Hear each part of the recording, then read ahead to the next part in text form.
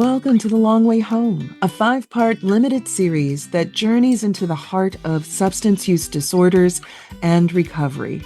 With a focus on women, people in recovery, vulnerable communities, and those who have traveled the long way home, we explore how addiction uniquely impacts pregnant people, mothers, adolescents, and young adults.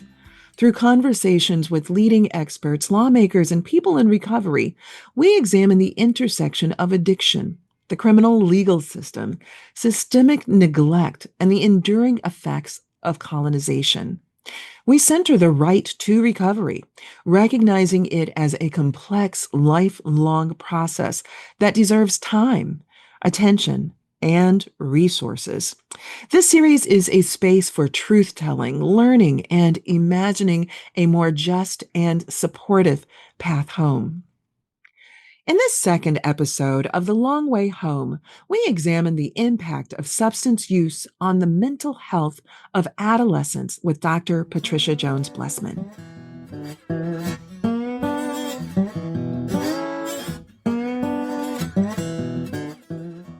It is such a privilege to be with you always, Dr. Patricia Jones Blessman. And in this series, as we are unpacking the long way home, mental health and substance abuse, and specifically speaking with you about what this means with adolescents, I just simply couldn't be more pleased given your outstanding credentials and your background in this space, and also the personal stories that you've been telling. So thank you so much for joining us to discuss these issues. I want to start off by asking you, are there particular mental health factors that make adolescents and young adults particularly vulnerable to substance use disorders compared to other age groups? Oh, that's a great question, Michelle. And first of all, I just want to say thank you for having me on this platform to speak about this and having the courage to do so. We know that children over the age of 12, actually all Americans over 12, in the last study, they've shown that at least at least a 10% of our population is using some kind of substance every day. So there's a serious addiction problem in the United States when you think that a 10%, 12%, some estimates are as high as 14% are using some kind of substance every day. So those substances can be a prescription, or they can also be non-prescribed. They were looking specifically at alcohol and cannabis. So Okay. that does not even include the other substances that could also be in play here. But I want to get back to your question, which is, what is it about?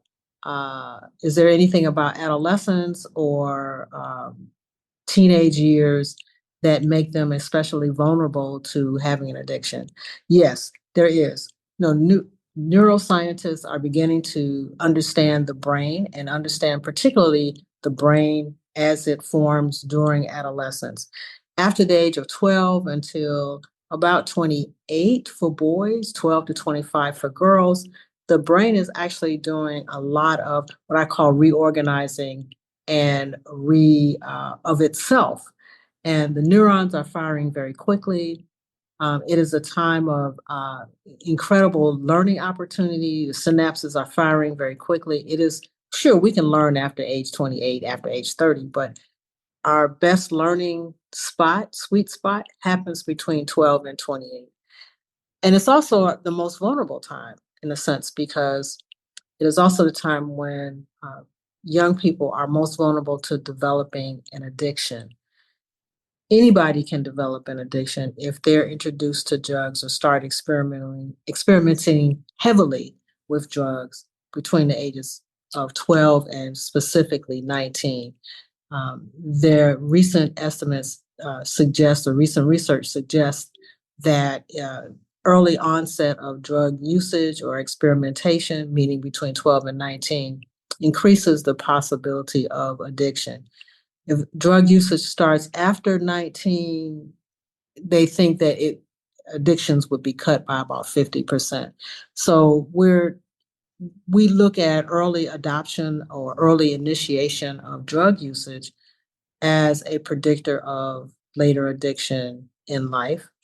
And we certainly, it's important to encourage young people not to use drugs, not to experiment with any kind of drug usage um, early on.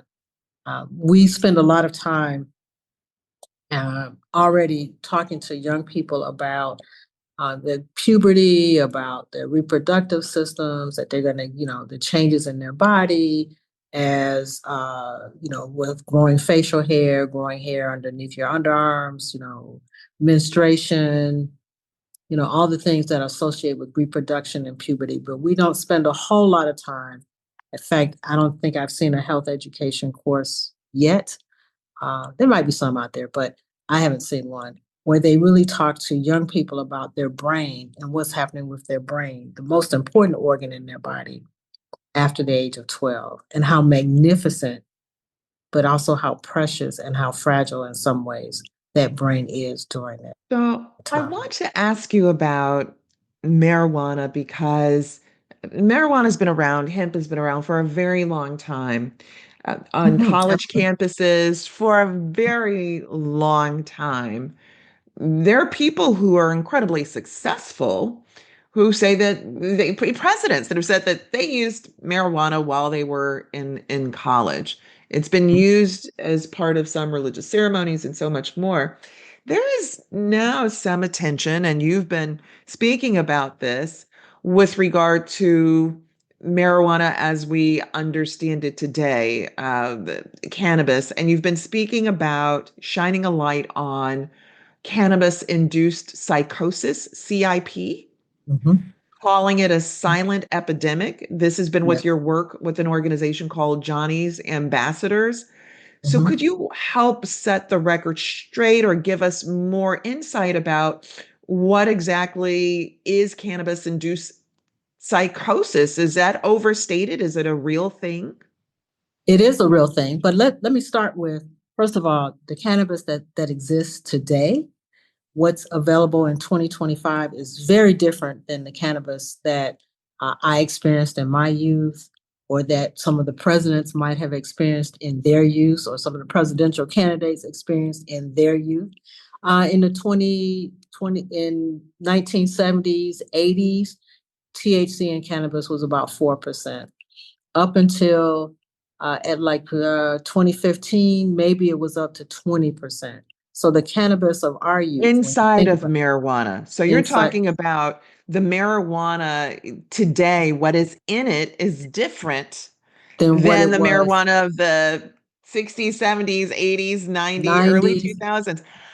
Okay, So let me it, just wait a level minute, set wait. that again for our audience Okay. because people probably think marijuana is marijuana. It's the same, it looks kind of like oregano, et cetera. It's all the same. And what you're saying is that actually the marijuana that is being sold today or what's been accessible is different M- than in the m- past. Much more powerful, 40 times more powerful.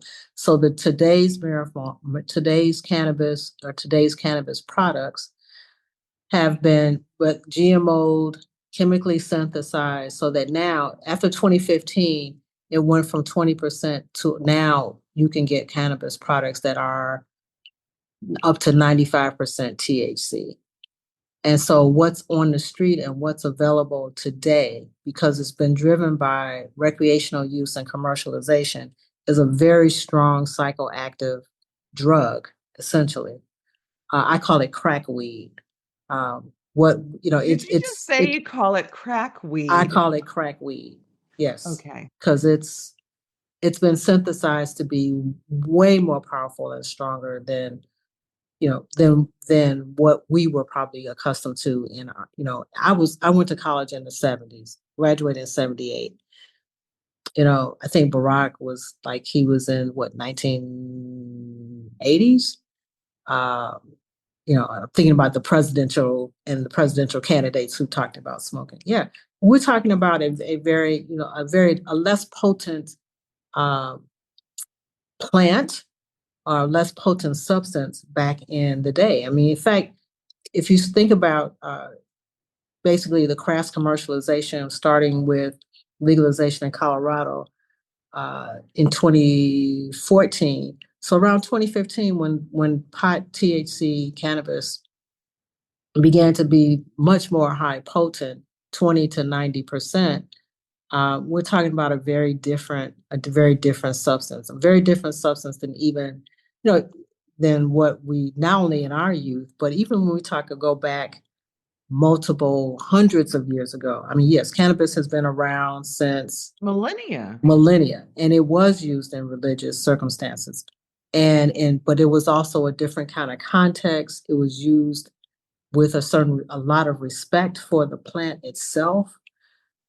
It was used in a guided way. It wasn't there, there was certain context for which it was used. But even back in the first and second century, the Chinese Pinsao, their medical onomatopoeia, they talked about how some of they certainly bred marijuana, had hybrids of marijuana that was more potent, but they even talked about some of the negative impacts of marijuana in Of terms of doing it. hallucinations and delusions, So and violence. So we can't I even. want So we're you can't talking about compare. You're right saying you can't even compare. here. So I want to turn to a publication recently on the Johnny Ambassadors uh, website, and it's from June 25th, and Mhm. it's Laura Stack interviewing you, and you tell a story about your godson. And they note at the very beginning, as we have with the show, that you're a retired licensed clinical psychologist. Your work has been path breaking and defining, particularly working with youth and adolescents. And you tell the story about your godson and what his experience was. And you said that you knew your godson before he was even born. He was a bundle of joy who grew up to be bright and spunky as a toddler who loved to play. As a child and into adolescence, he was outgoing and gregarious. He had lots of friends. He was funny, and his smile lit up the room. And then you began to notice other things. As a teen, your godson became a soccer phenom. By high school, he was already playing in international soccer leagues, etc.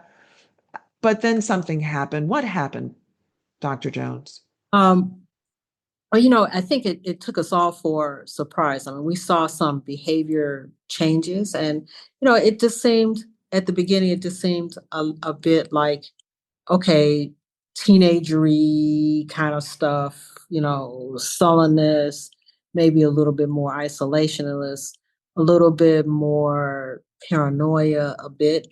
But I think things really came to a head when his mom called me this was in 2019, called me from the hospital, a very, very well known hospital here in Chicago, one of the best children's hospitals here. And she said, um, she described some behaviors that sounded like transient psychotic symptoms. And she said they tested him for drugs, and the only thing that came back positive was for THC. And my immediate reaction, back then, 2019, was, oh, that can't be true. That can't be accurate. Marijuana doesn't do that to people. Have him tested again. They tested him again, and true enough, he only came back positive his results came back positive only for THC. And it was at that point, here I have a whole PhD, but it was at that point and years of experience, but it was at that point that I said, okay, I need to find out, is this an anomaly or is this what's going on here? And it was at that point that I started to take a deeper dive into THC and what was going on. In 2019, there were only some clinical studies, some clinical reports of young people who were appearing in emergency rooms with symptoms of psychosis, and only testing positive for THC. So the warning bells were kind of out there. Um, but nothing, nothing as extensive as what it is today and now. So, Uh, and as part of this, you've come out of your retirement, essentially, Absolutely. to Absolutely. address these issues because you found them to be so stunning, and also given the lack of appropriate attention and care to these types of issues. So I want to ask, what do we need to do now with regard to this? So you've mentioned that there wasn't in 2019 a sufficient medical record to really help us understand what THC in marijuana could be, and understanding that those are two separate things, the THC Mhm. and the marijuana. And so there was less. Now we are learning more, which you shared at the beginning of our time together today. So I'm wondering, given what you've described as being very harmful, what you've described as CIP, this psychosis that is affecting youth, that people are coming to understand, given your work with other parents who have been in crisis about this, what are the next steps? What's the action that needs to be taken? Well, I think first of all, there has to be uh, some willingness to get out of denial about what's going on. Denial or minimization or um, around substance use disorders, and that um, there has to be some movement away from denial, okay, and minimization. There is, and on some level, I understand why there is some denial. I mean, parents are faced with judgment and scrutiny and um, being made to shame and guilt if they acknowledge that their child has a substance use disorder. Um, Teachers and school administrators, principals are seeing it in their schools, but of course, they don't want to say anything about a drug problem at their school, and so they're hesitant to react or respond. But if we recognize that 10% of the American population over the age of 12 is using something daily, then that means that any school, no matter how large or small, no matter where it is, whether it's a suburban enclave or under-resourced community, whether it's a private or a public school, you can pretty much guesstimate that about 10% of the population is experiencing a drug problem. And with that, usually when we talk about a drug problem, there's usually some mental health crisis that's a part of that.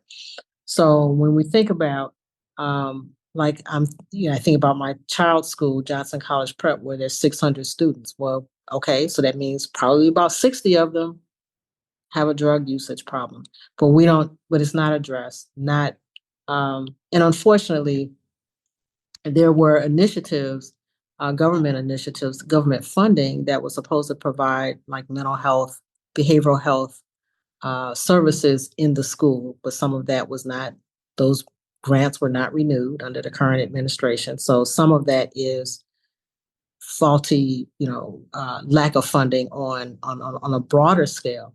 But I think that a public, so that's number one, denial. We got to move away from denial and recognize that this is a problem. We know that about 2.2 million kids have a substance use disorder, a cannabis use disorder specifically, and about 1 million kids, according to Dr. Christian Thurston, have cannabis-induced psychosis.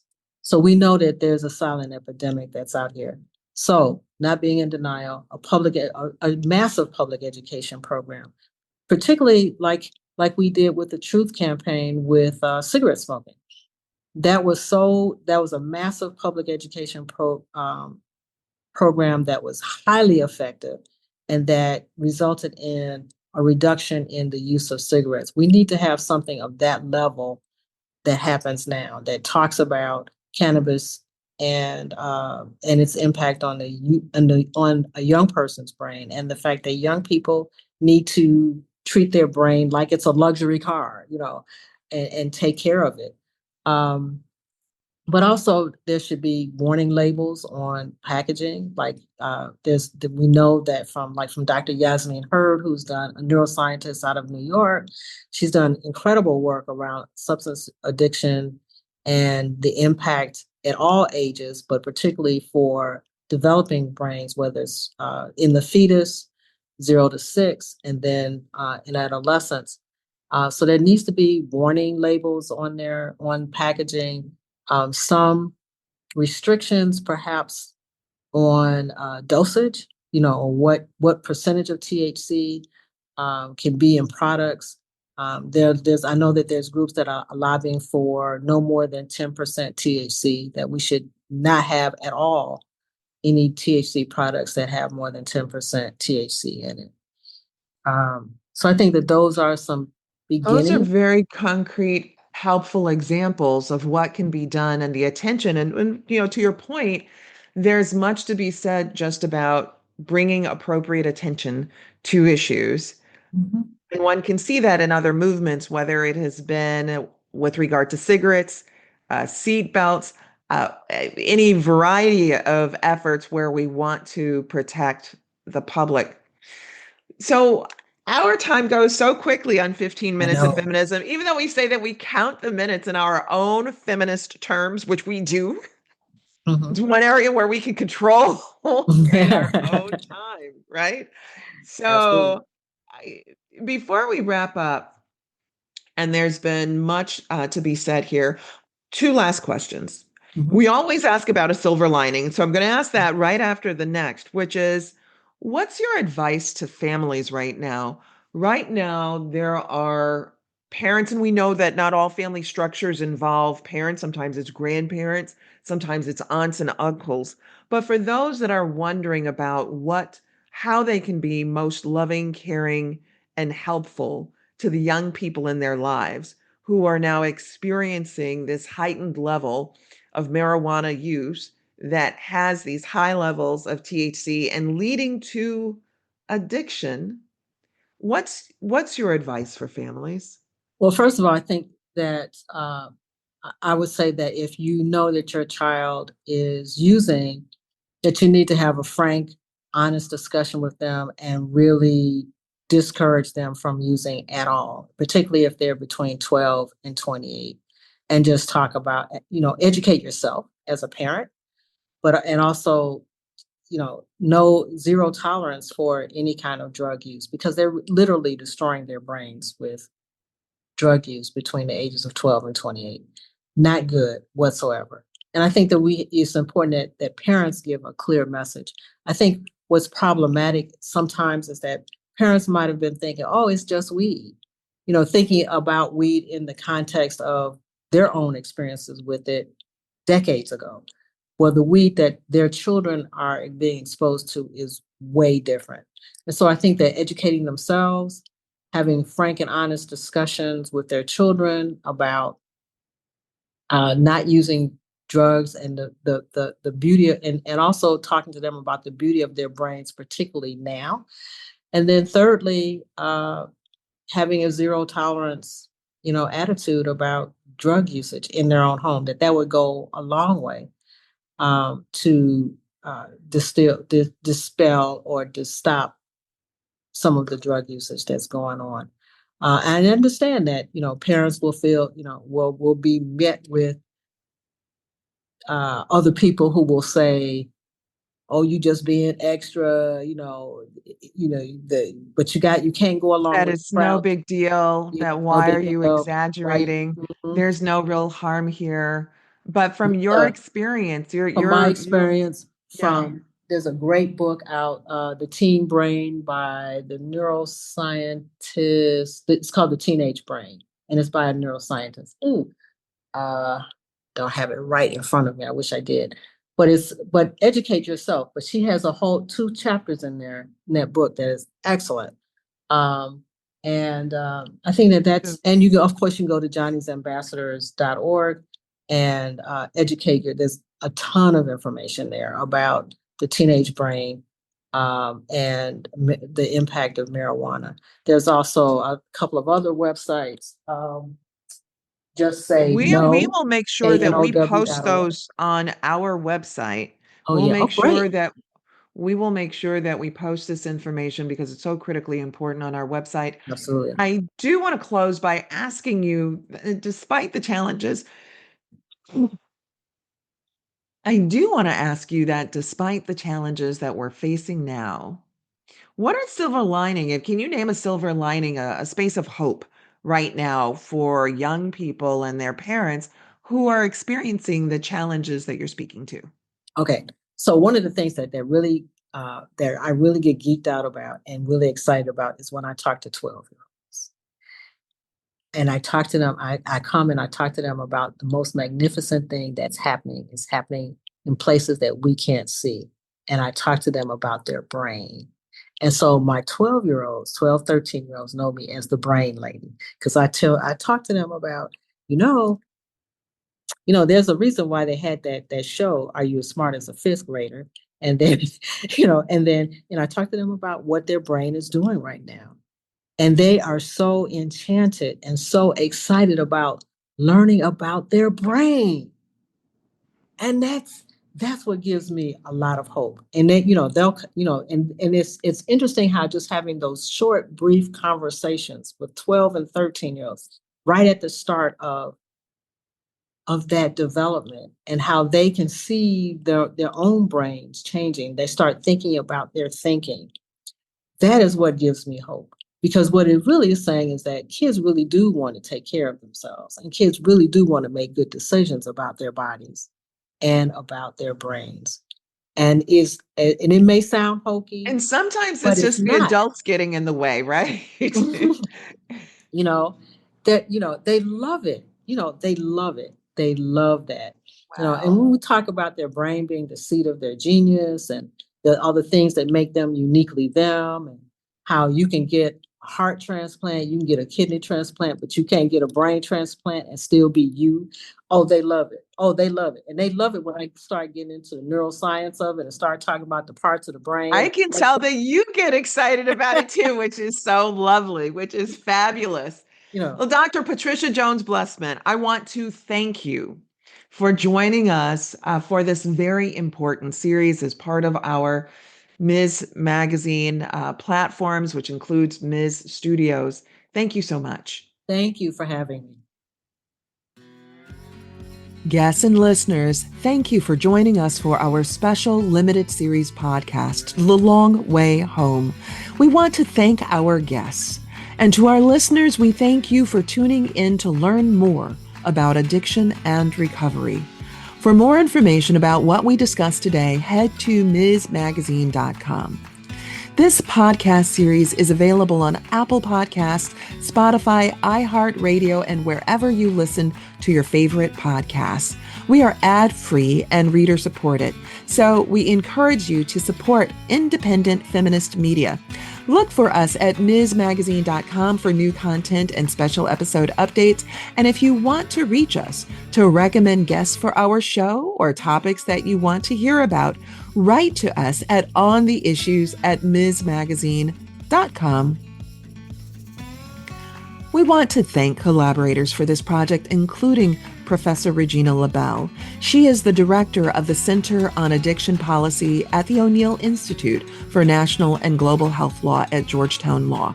She is also a professor of addiction policy at Georgetown, where she is also the founder and director of the Masters of Science in Addiction Policy and Practice program. Our producers for this episode are Roxy Zoll, Oliver Hogue, Allison Whelan, Mariah Lindsay, and our intern is Emerson Panagrahi. We also thank Jennifer Weiss-Wolf. The creative vision behind our work includes art and design by Brandy Phipps, editing by Natalie Hodlin, and we are always grateful to you, our listeners.